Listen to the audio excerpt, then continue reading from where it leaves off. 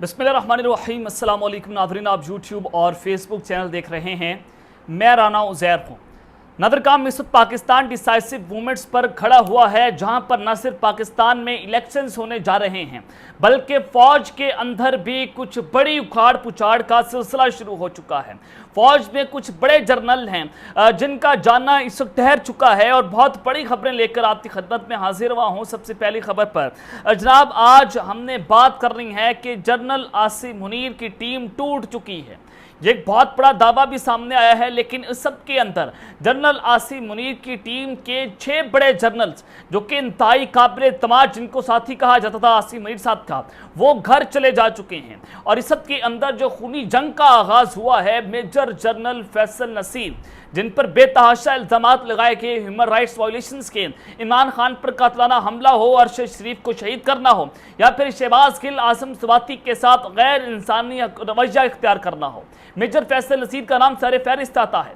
तो इन सब के अंदर जो बड़ी खबर आई है इस हवाले से, वो उसने इस वक्त पाकिस्तान तहरीक इंसाफ को चुंका कर रख दिया है। वो भी इस वक्त बहुत इंपॉर्टेंट है। उस हवाले से भी कुछ बड़ी इंपॉर्टेंट डिटेल्स है, वो मैंने आपके सामने रखनी है। और आर्मी चीफ ने जनाब शहबाज शरीफ की क्लास ले ली है। ये शहबाज शरीफ साहब की क्लास किस तरह से ली गई और किस तरह से गम गुस्से का इजहार नहीं बल्कि खूब जो है वो पिटाई करने की क्लास जो होती है उस तरह से हुई है, ये वजह क्या है, हकीकत क्या है, इस हवाले से भी कुछ बड़ी इंपॉर्टेंट डिटेल्स हैं, वो जरा आपके सामने रखूंगा। और फिर जनाब इस्लामाबाद में गैर मामूली सूरत हाल जो है वो पैदा हो चुकी है। दफ़ा 144 को नाफिज करने की असल वजह क्या है, अगले हफ्ते क्या कुछ हो सकता है इस्लामाबाद के अंदर, और इस हवाले से भी कुछ इंपॉर्टेंट डिटेल्स हैं। लेकिन अगर आपने चैनल को सब्सक्राइब नहीं किया, चैनल को आपने सब्सक्राइब कर लें, बेल आइकन को दबा दें, आने वाली तमाम तरह अपडेट्स आपकी खिदमत में बर वक्त पेश होती रहें। नदरकाम पाकिस्तान में 2 तरह के कानून हैं। एक कानून है इमरान खान को हमेशा हमेशा के लिए रास्ते से हटाना, चाहे उससे पाकिस्तान की इस्टेब्लिशमेंट हो, मिलिट्री इस्टेब्लिशमेंट की बात कर रहा हूं, जुडिशरी हो या 13 पार्टियों का इत्तेहाद, ये सारे मिलकर इमरान खान को रास्ते से हटाने की साजिश कर रहे हैं। और दूसरा कानून है कि शरीफों को जनाब पूरी तरह से इनको क्लीन चिट देना, इनके केसेस को खत्म करना। तो बिल्कुल कुछ इसी तरह से हुआ है कि मनी लॉन्ड्रिंग केस में जो कि ओपन एंड शट केस था सुलेमान शहबाज का, और पाकिस्तान से बाहर भाग गए थे, और भागने की असल वजह यह थी कि इन पर फर्द जुर्म आयद होना था, और फर्द जुर्म आयद होता इनको सजा होती। और ये ऐसा केस पाकिस्तान की तारीख में कभी आया ही नहीं था कि इस कदर इन्होंने खुल्लम खुल्ला पाकिस्तान में करप्शन जो है उसको वो लूट मार मचाई थी। तो अदालत ने आज तमाम मुल्जिमान को बरी कर दिया है। और ये जनाब जो स्पेशल कोर्ट है सेंट्रल, उन्होंने बरियत की दरख्वास्तों पर समाअत हुई, और जस्टिस बख्त फखर behzad ने केस की समाअत की। वज़ारत उनके बेटे सुलेमान शहबाज अदालत के रूबरू पेश हुए, और FIA ने अदालत की जानिब से पूछे गए 27 सवालात के जवाब जो हैं वो जमा करवा दिए। इंक्वायरी किसने की थी, ये जवाब हुआ। और फिर जनाब उस वक्त के अंदर डॉक्टर रिजवान थे इस सारे केस के सरबराह, और डॉक्टर रिजवान को किस तरह से रास्ते से हटाया गया, उनको कत्ल किया गया रजीम चेंज ऑपरेशन के बाद। उनको जनाब जो उनकी मौत थी वो आप सबके सामने है, और फिर जिसको स्लो पॉइजन आप कहते हैं, और अब जनाब इनको उस केस से बरी कर दिया गया। ये इस वक्त बहुत इंपॉर्टेंट है। और फिर दूसरी जानिब आमदन से जायद जात केस की समाअत नैब ने उस्मान बुज़दार को गिरफ्तार करने का फैसला कर लिया है। और इस हवाले से जनाब जो नैब के चेयरमैन हैं उन्होंने ये वारंट गिरफ्तारी जो है वो जारी करने की इस्तदा कर दी है, क्योंकि 12 मरतबा उस्मान बुज़दार को अदालत के अंदर बुलाया गया, वो तलब नहीं हुए, पेश नहीं हुए। तलबी के बावजूद जो है वो नैब में पेश ना होने का, गिरफ्तार करने का जनाब फैसला हुआ है। अब जनाब मैं आपको एक और बड़ी खबर देना चाहता हूँ मौलाना फजल रहमान साहब के हवाले से। कल मैंने आपको बताया भी कि वो इस नाराज़ हैं कि PDM जो यानी कि पीपल्स पार्टी और नून लीग के दरमियान जितने भी माहदे हुए, जितने भी दुबई के अंदर मुलाकातें हुई, मामला तय हुए, उसमें मौलाना फजल रहमान को जनाब वो उन्होंने शिकवा किया कि मुझे एतमाद के अंदर नहीं लिया गया, मेरी बारी किधर है, मुझे कहाँ क्या हिस्सा मिलेगा, मुझे क्या मिलना है। ये बड़ा इस वक्त आपस में इनकी लड़ाइयाँ जो हैं वो चल रही हैं। तो जनाब इस सब के अंदर जो शाहिद खान अब्बासी हैं उन्होंने इस पर कहा कि मीटिंग जो है वो 2 बड़ी जमातों के दरमियान थी, और ज़रूरी नहीं है कि इसमें हर शख्स जो है वो शामिल हो, और मौलाना फजल रहमान का हक है वो अपनी तशवीश का इजहार करें, क्योंकि वो हमारे इत्तेहादी हैं, इनको ज़रूर इत्तेमाद में लिया जाएगा। बदकिस्मती है कि कोई ऐसा न्यूट्रल नहीं जो सबको बिठा सके। इलेक्शन आगे ले जाकर बहुत बड़ी गलती होगी, और इस वक्त इलेक्शन करवाने या ना करवाने की चॉइस नहीं है। ये जनाब उन्होंने कहा कि कोई भी न्यूट्रल नहीं है, यानी कि इस्टेब्लिशमेंट भी न्यूट्रल नहीं है, वो सिर्फ एक जानिब उनका झुकाव है कि इमरान खान को किसी ना किसी तरीके से, ज़ाहिर जाहिर है जाती अना की जंग है, जाहिर है जनाब अपनी अना को तस्कीन पहुंचानी है। एक शख्स ने 22वें ग्रेड का अफसर है, वो पाकिस्तान का स्याह और सफेद का मालिक है, तो उसके लिए जनाब ये सारा कुछ जो है वो किया जा रहा है। लेकिन जनाब मैं इस सब के अंदर जो आपको बड़ी खबर देना चाहता हूं कि इस्लामाबाद में जो गैर मामूली सूरत हाल है, दफा 140 को नाफिज कर दिया गया है। क्या होने जा रहा है और क्या हो सकता है? देखिए इमरान खान साहब जो हैं वो आज अदालत के अंदर पेश हुए, बनीगाला में मौजूद थे और कल उन्होंने रात बनीगाला के अंदर गुजारी और अब वो लाहौर के लिए रवाना हो चुके हैं। इमरान खान साहब को अब दोबारा इंसदाद दहशतगर्दी की अदालत ने कल दोबारा तलब कर लिया है और पुलिस की जानिब से चालान जमा करवाने पर अदालत ने इमरान खान को तलब किया है। तो इमरान खान साहब को थकाया जा रहा है, उनके हिसाब जो हैं उनको तोड़ने की कोशिश की जा रही है कि कल इमरान खान साहब दोबारा लाहौर से इस्लामाबाद आएंगे और ये अतातरड़ है। उन्होंने कहा कि इमरान खान को अगस्त से पहले सजा सुना दी जाएगी, यानी कि ये तय हो चुका है, इमरान खान साहब को सजा सुनानी है। और शाह महमूद कुरैशी साहब ने कहा कि एक नई दिलचस्प सियासत जो है वो जन्म लेने जा रही है। पीडीएम को कोई इंतखाबी इत्तेहाद नहीं होगा। नून लीग पाकिस्तान पीपल्स पार्टी के सियासी रास्ते जो हैं वो जुदा जुदा हैं। लेकिन इस सब के अंदर मैं जनाब आपको खबर देना चाहता हूँ कि इमरान खान साहब ने इस खदशे का इजहार किया है कि उनको सोमवार यानी कि आज वो गिरफ्तार नहीं हुए, जुमे को उनको गिरफ्तार कर लिया जाएगा। ये उन्होंने कहा कि अब ये अगला हफ्ता बहुत इंपॉर्टेंट है और अगले हफ्ते में ही ये कार्रवाई डलनी है। और अब इस सब के अंदर कल रात को इस्लामाबाद पुलिस ने एक आउट ऑफ द वे एक लेटर जो है वो जारी किया, एक उन्होंने बयान दिया और इस्लामाबाद के अंदर दफा 144 को नाफिज कर दिया गया है। मार्च का जो नोटिफिकेशन है उसमें 2 माह की मजीद तोसी कर दी गई है। अब खौफ आपने देखना है कि इन्होंने इमरान खान को गिरफ्तार करना है। खौफ यह है कि इमरान खान से वो गिरफ्तार करेंगे, फिर कौम निकल आएगी, फिर वकला जो है वो सामने आएंगे और इस वक्त वकला जब बड़ी तादाद के अंदर निकलेंगे तो वो संभलना मुश्किल हो जाएंगे। तो लाहौर हाईकोर्ट बार जो है वहां से वकला की गिरफ्तारियां हो रही हैं, वहां से लोगों को अगवा किया जा रहा है। ये इस वक्त सवालिया निशान है। तो उससे आपको अंदाजा हो जाना चाहिए कि अब वकला को डराया और धमकाया जा रहा है कि आप इमरान खान की गिरफ्तारी के बाद अगर निकलेंगे तो आपका अंजाम भी इमरान खान से बदतर किया जाएगा।